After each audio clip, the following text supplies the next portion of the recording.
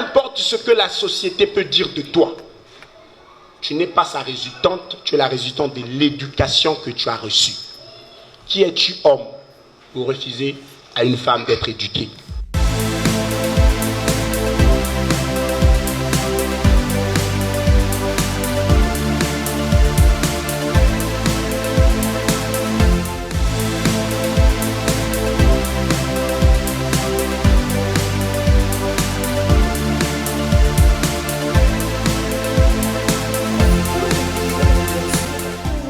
Je me suis mise à regarder un peu toutes les vidéos que le laboratoire des droits humains a déjà publiées en relation avec le droit à l'éducation. Et soudain, comme une voix qui me disait, mais sœur Bédestel, mais comment peux-tu promouvoir le droit à l'éducation sans penser à cette personne chère qui se cache derrière toutes ces personnes bien éduquées dans notre société? Mais comment peux-tu publier le droit à l'éducation sans penser à toutes ces personnes chères qui se cachent derrière les gros hommes, les grands leaders de notre société? Ah oui? J'ai dit, mais c'est vrai. Mais qui est cette personne? Mais bien sûr, c'est la femme. Car que sera notre société sans la femme? En d'autres termes, mais que sera l'homme sans la femme? Comme disait André Breton, la femme est l'avenir de l'homme. Vous savez, lors de mes entretiens avec les lycéens du Congo-Brazzaville, je m'amusais à leur dire, ben écoutez-moi, chers hommes, hein, savez-vous que vous n'êtes rien sans les femmes? Et tous commençaient à murmurer. Wow.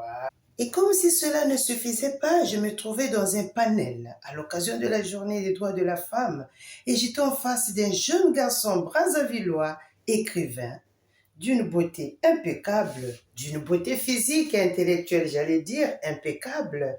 Et pour lui, la femme était plus que l'avenir d'un homme.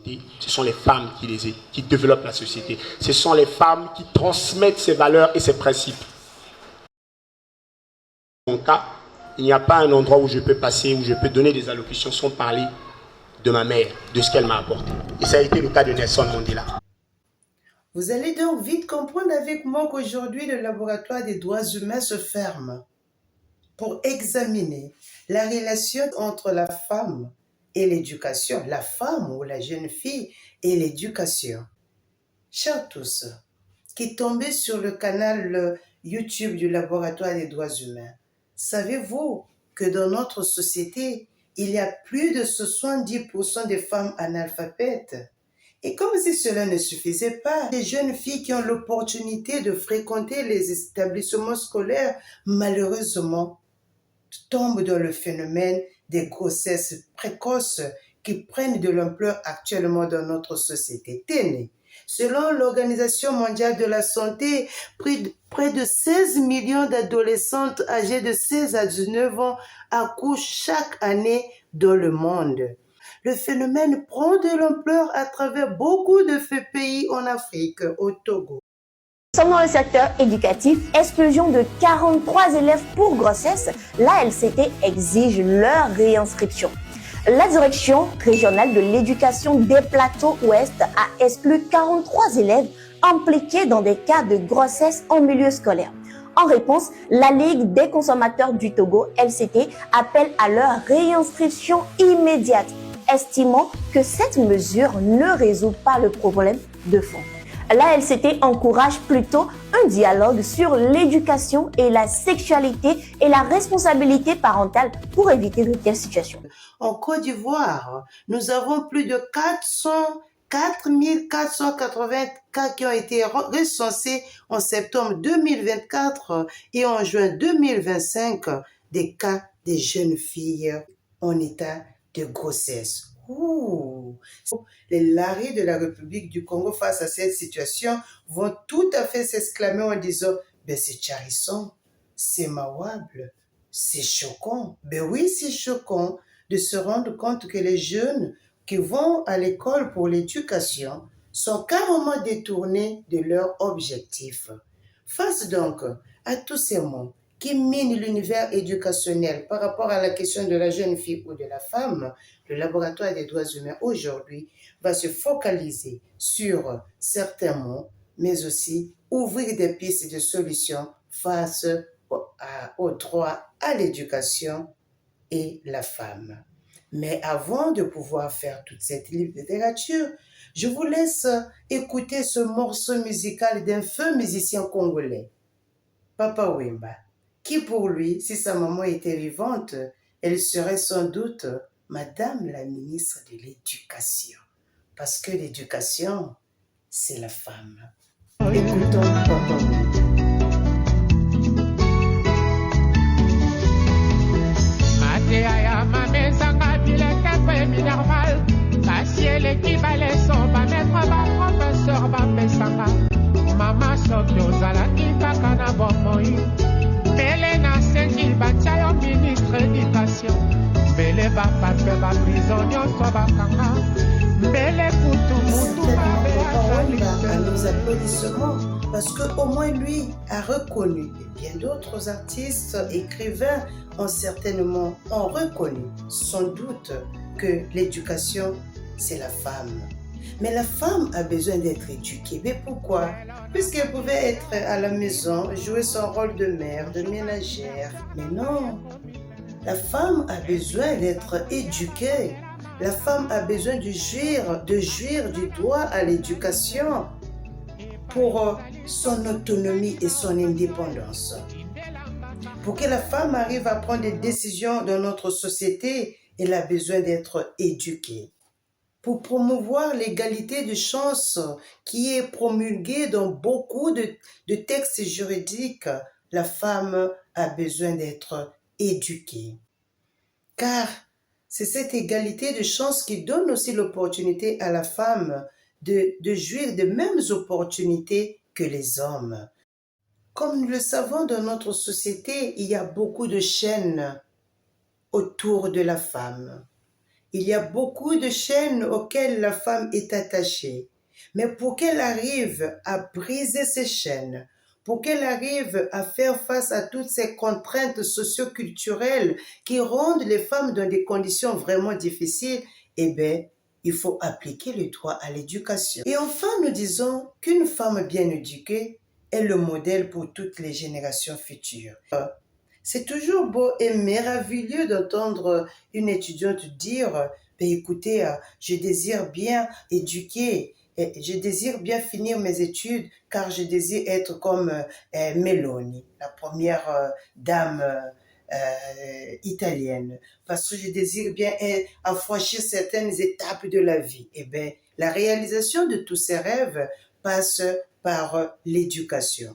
Mais si nous jetons un regard critique dans notre société, nous allons nous rendre compte que la femme est butée à beaucoup de difficultés. Dans cette publication, je me limite à énoncer 3 difficultés qui constituent un frein au respect du droit à l'éducation. Nous citons entre autres les stéréotypes du genre.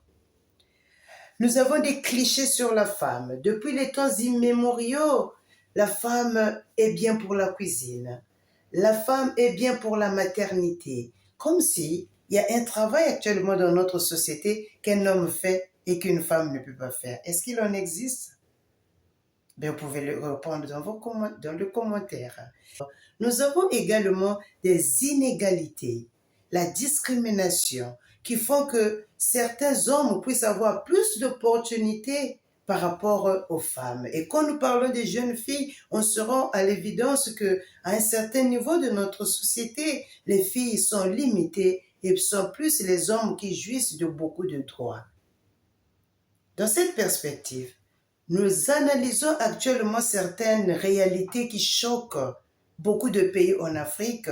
Et bien, c'est le cas de recrudescence des grossesses en milieu scolaire. En République du Congo, il a été décidé, il n'y a pas plus tard que le 14 juillet, que toutes les filles qui sont mères ont le droit d'aller à l'école. Et bien, cette décision a fait de buzz dans les réseaux sociaux. D'aucuns pensent qu'il n'est pas vraiment appréciable que ces jeunes filles fréquentent les écoles. Le ministère de l'Éducation nationale a publié lundi 14 juillet 2025 une note circulaire appelant les établissements scolaires à garantir la scolarisation des élèves enceintes sans discrimination. Dans la circulaire, le ministère rappelle que les grossesses précoces sont un facteur majeur des déscolarisations de jeunes filles. Il exige que tout élève enceinte puisse poursuivre ses études sans sanction ni conditions administratives ou académiques injustifiées. Rien ne justifie l'exclusion des filles enceintes du système éducatif, affirme le secrétaire général ad intérim Alexis Yoka. Cette mesure, selon le ministère des tutelles, vise à promouvoir l'inclusion scolaire et l'égalité des chances conformément aux engagements de la République démocratique du Congo en matière des droits des filles. Mais la mesure suscite une levée des boucliers. L'opposant Seth Kikouni s'interroge. Autoriser une mineure enceinte à rester à l'école, n'est-ce pas banaliser le viol? De son côté, Dr Félix Momat propose une éducation sexuelle complète et des poursuites judiciaires contre les auteurs des grossesses en milieu scolaire. Entre sauver l'année scolaire d'une élève enceinte et limiter les dérapages liés à l'immoralité, sur quoi doit-on s'appuyer?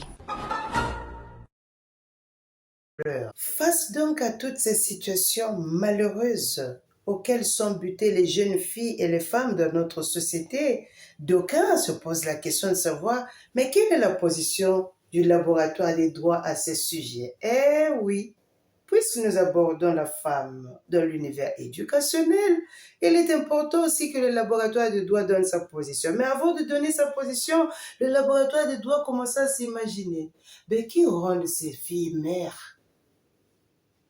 Les garçons, parfois des professeurs. Et pourquoi le garçon doit continuer à étudier et le professeur doit continuer à enseigner, à dispenser ses cours en toute tranquillité? Pendant ce temps, la victime doit arrêter les cours. Chers tous, l'heure est grave. Et le laboratoire des droits humains va revenir sur cette problématique dans ses prochaines publications.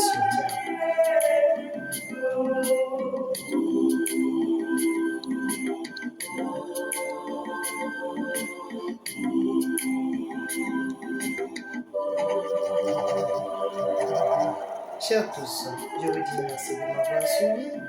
Laissez vos commentaires, likez, et c'est aussi une manière de promouvoir les droits humains. On se dit au revoir et au prochain week-end. Chers femmes, commentez.